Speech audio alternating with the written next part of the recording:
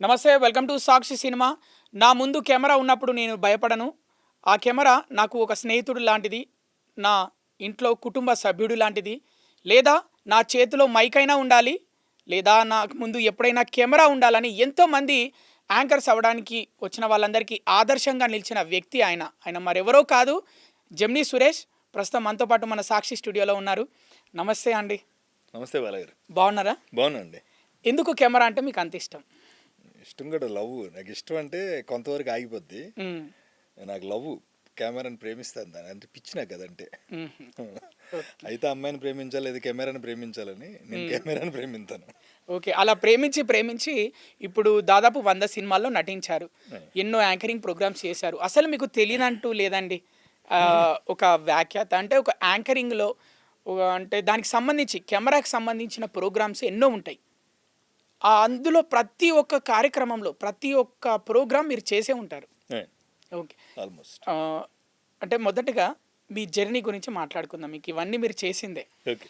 ఎక్కడో కొరియర్ బాయ్గా ప్రారంభమైన మీ జర్నీ ఇప్పుడు సిల్వర్ స్క్రీన్ పైన హీరోగా కూడా అంటే ముఖ్య పాత్రలో నటిస్తున్నారు.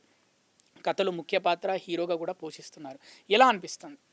It's a very big journey అండి బాలాగారు. నేనేమంటానంటే ఎవ్రీ మ్యాన్ హ్యావ్ డ్రీమ్స్ ఉంటాయి. మీకు కూడా చాలా కళలు వస్తుంటాయి. ఆ కళలను నిజం చేసుకునే అవకాశం అబ్దుల్ కలాం గారు చెప్పినట్టు కళ ఇప్పుడు పెద్దదే కాను.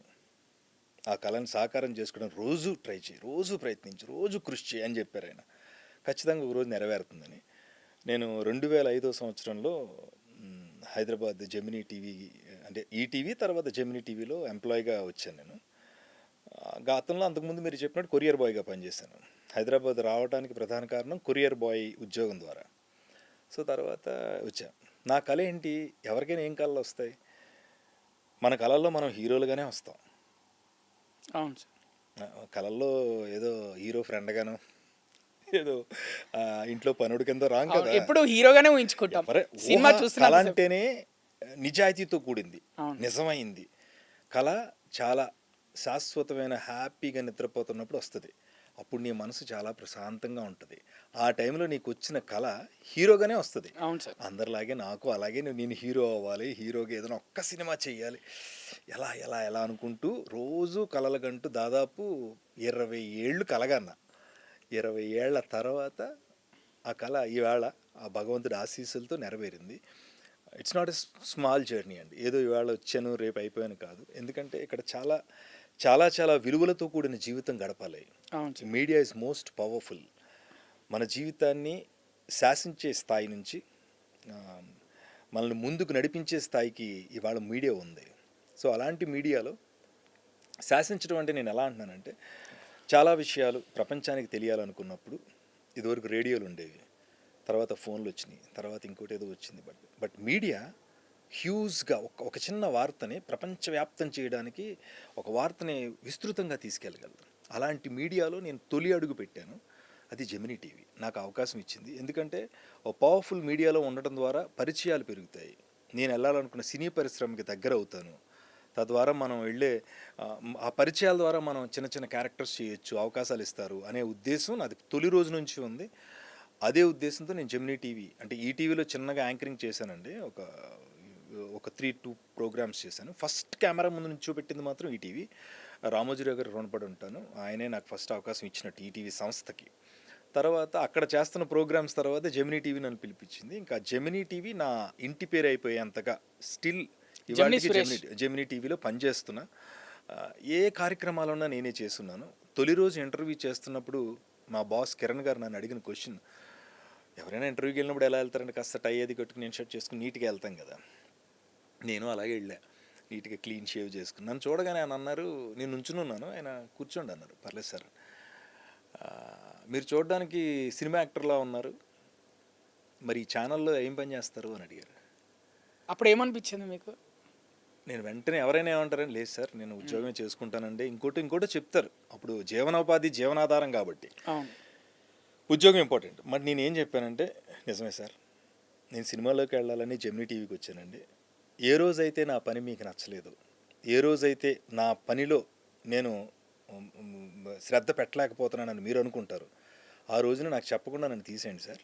బట్ జెమినీ టీవీ నా తొలి మెట్టు అవ్వాలి. ఆ తర్వాత నేను సినిమాల్లోకి వెళ్ళాలని వచ్చానండి. సినిమా యాక్టర్ అవుదామని అని. అలా 2 నిమిషాలు చూసి ఉండిపోయాడు ఆయన. మీది ఏ ఊరండి? భీమవరం సార్. అక్కడి నుంచి వచ్చానండి. మీకు ఎవరన్నా తెలుసా ఇక్కడ? స్నేహాలు ఉన్నాయి కానీ ఇక్కడ బంధాలు ఏమి లేవండి. కొత్తగానే వచ్చాను. రైటరా మీరు అని అడిగారు.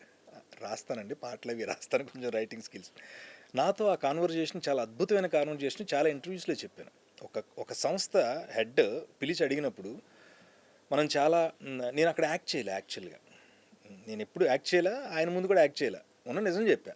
ఎందుకంటే అక్కడికి వెళ్ళిన తర్వాత 2 రోజుల తర్వాత ఏదో అవకాశం వచ్చింది, సినిమాలోకి వెళ్ళిపోతాను. నేను ఖచ్చితంగా నా పని నచ్చినప్పుడు మీరు నన్ను తీసేయచ్చు సార్, కానీ నాకు ఒక ఆధారం కావాలి. ఆధారం లేదు ఇక్కడ, నేను ఒంటరిగానే వచ్చానండి. ఆధారం జెమినీ టీవీ అవ్వాలని ఆయన చెప్పినప్పుడు ఆయన చాలా ఇంప్రెస్ అయ్యి చాలా జెన్యూన్గా చెప్పాడు అనుకున్నారు, ఏమనుకున్నారు. ఆ రోజు నుంచి ఆ జెమినీ టీవీలో ఆయనే పరిచయం చేసి అందరినీ.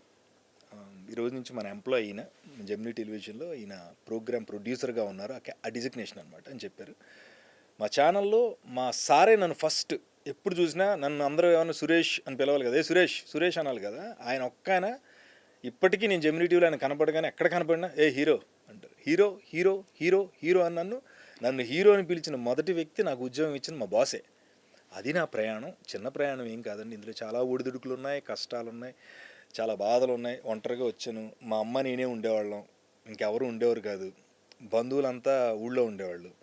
వీడేం సాధిద్దామని వెళ్ళిపోయాడని వాళ్ళు కొన్ని చొరకలు మాటలు ఇవన్నీ తీసుకున్నా, భరించా, గొంతుకులోంచి మింగేశా, బయటికి రానివ్వలేదు.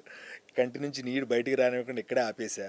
ఇలా పడి ఇవాళ క్వశ్చన్ అడిగితే ఆన్సర్ చెప్పడానికి ధైర్యం చేసే స్థాయికి రాగలిగా. అసలు ఇప్పుడు జెమినీ సురేష్ ఏం చేస్తున్నాడు అనేదే చాలా మందిలో సందేహం. ఏం చేస్తున్నారు ఇప్పుడు మీరు? అంటే యాక్టర్గా చాలా సినిమాలు చేశారు, 80 నుంచి 100 సినిమాల వరకు మంచి రోల్స్ చేశారు, పాత్రలు. ఇప్పుడు మీరు మెయిన్ లీడ్లో చేస్తున్నారని తెలుస్తుంది. ఏం చేస్తున్నారు అసలు? ధైర్యంగా చెప్తానండి, ఇప్పుడు నేను హీరోగా చేస్తున్నాను. ఇంత ధైర్యం రావడానికి 20 ఏళ్ళు పట్టింది. అంత ఈజీ కాదండి. నువ్వు ఆర్థికంగా బలంగా ఉండి కొండంత ఆర్థిక బలం నీకుంటే నువ్వు రేపే హీరో అయిపోవచ్చు. నువ్వు ఆర్థికంగా అంటే నీ డబ్బులు నీ బ్యాంకు నిండానో లేకపోతే నీ ఆస్తుల ద్వారా నువ్వు ఆస్తిపరుడు, స్థిరాస్తిపరుడు అయ్యి ఉంటే నీకు వెంటనే హీరో అయిపోవడానికి అప్పుడే నేను వచ్చిన 2005లోనే అయిపోయింది. 2025 వరకు ఆగను. సో నాకు ఆ బలం లేదు. నాకు ఏ బలం కావాలి? జనం బలం కావాలి. నన్ను ఫస్ట్ యాక్సెప్ట్ చేయాలి. ప్లస్ ఇక్కడున్న స్నేహాలు పెంచుకోవాలి. నేను ఇక్కడ బలపడాలంటే నాకు ఆర్థిక బలం కంటే జనం బలం ఎక్కువ, ప్రేక్షకుల బలం ఎక్కువ ఇంపార్టెంట్. అందుకనే ఫస్ట్ నేను యాంకర్ అయ్యా. నేను ఒక మార్క్లోనే వెళ్ళాను, ఫస్ట్ నుంచి ట్రావెల్ చేసుకుంటూ వచ్చాను. సో అలా మీరు అన్నట్టుగా ఇప్పుడు మీరు ఏం చేస్తున్నారు అంటే, నేను జెమినీ టెలివిజన్లో still I'm working as an employee in Gemini television. Daily మీరు జెమినీ టీవీలోనే వాయిస్ నాదే, యాడ్స్ వస్తూ ఉంటాయి, కమర్షియల్ యాడ్స్. మీ జెమినీ టీవీలో ఈరోజు ఉదయం 10 గంటలకు, రేపు ఉదయం 10 గంటలకు యంగ్ రెబల్ స్టార్ ప్రభాస్ నటించిన ఈ యాడ్స్ అని నేను చెప్తున్నా. ఇప్పుడు నా పని అది. జెమినీ టీవీలో ఒక 2 hours ఉంటాను. అప్పుడప్పుడు మీరు pre release functions, audio functions ఇవి జరుగుతుంటాయి కదా? అవునండి. హీరోల గురించి ప్రోమోలు అవన్నీ నేనే చెప్పేవాడిని. అది కూడా చెప్తా. మీరు అడిగిన ప్రశ్నకి ఇప్పుడు నేను చేస్తున్నది ఏంటి అంటే, ఇప్పుడు ఆ వాయిస్ చెప్తున్నా. డబ్బింగ్ ఆర్టిస్ట్గా ఇతర భాషల నుంచి వస్తున్నటువంటి క్యారెక్టర్స్కి మావయ్య, బావ, లేకపోతే హీరో బ్రదరు, పోలీస్ ఆఫీసర్, ఇలాంటి క్యారెక్టర్స్కి డబ్బింగ్స్ చెప్తున్నా. అంటే Malayalam to Telugu, Kannada to Telugu, Tamil to Telugu, Hindi to Telugu కూడా చెప్పాను కొన్నాళ్ళ క్రితం. మిథున్ చక్రవర్తి గారికి, గోవిందా గారికి, మా టీవీలో వచ్చిన సినిమాలు అవన్నీ డబ్బింగ్. తర్వాత నా మెయిన్ గోల్ సినిమాలో ఒక్క సినిమాలోనన్నా హీరోగా నేను చెయ్యాలన్న కోరిక 2025 ఆ శివయ్య దయ వల్ల నెరవేరింది. ఇప్పుడు నేను ఒక 2 సినిమాల్లో హీరోగా చేస్తున్నానండి. Congratulations. Thank you so much అండి. 2 చిన్న సినిమాలు. ఒకటి చిన్నది పెద్దదని జనం చూస్తే అది పెద్దదవుతుంది. బట్ ఆత్మకథ అని ఒక సినిమా చేశాను, చాలా మంచి కథ. కొండరెడ్డి శ్రీనివాస్ గారు మా